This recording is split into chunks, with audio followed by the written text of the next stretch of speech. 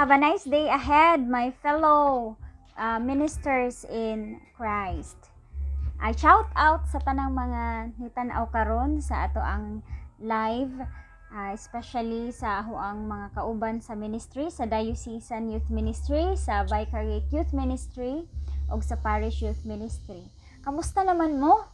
I hope that you are doing fine still in your every house.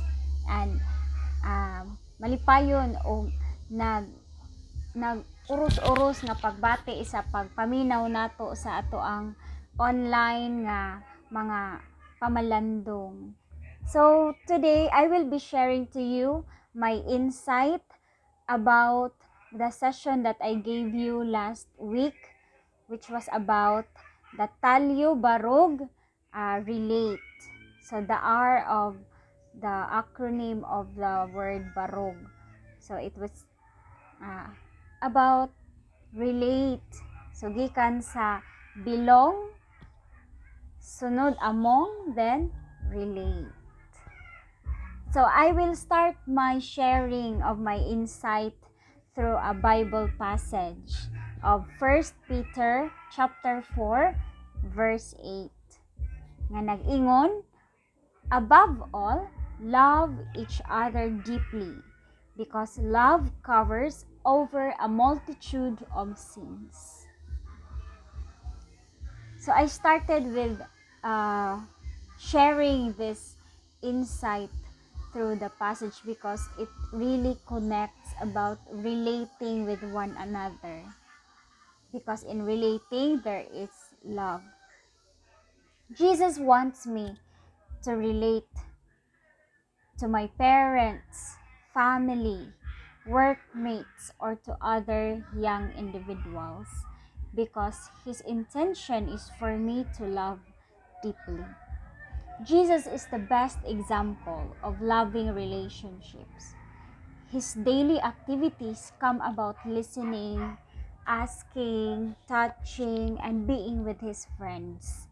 If you remember, in our youth encounter, so sa tanang mga kabatan-unan nga nakahinumdom sa two blind men, no? We had remembered that Jesus touched, Jesus asked questions, Jesus listens to those blind men, the two blind men, in which it made the two blind men into healing. And there is a relating tungod kay nagkailhanay sila o nagkasuuray. And in my daily life as well, in my daily activities, I am also encouraged to do the same. God always sends connection through people. My ability to move and work with my family and friends has to do with my success and happiness. Sometimes, knowing myself is probably the hardest mission, but it takes time and sacrifice to achieve getting to find out who I really am. Why? Because God knows why I like this, and that He knows my heart's desires and His plan for me.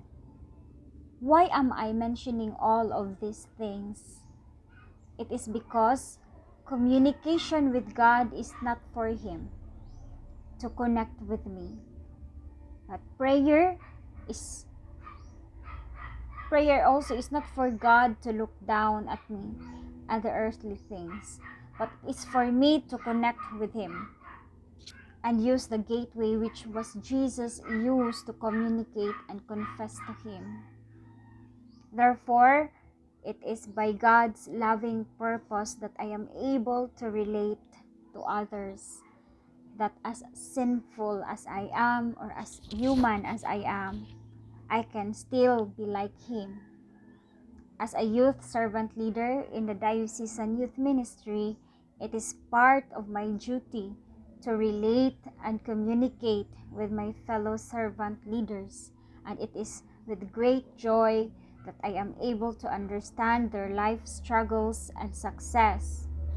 It is a blessing that in relating to them, and being in touch with their lives gives me more life. God is really working in mysterious ways. Thank you so much. God bless you.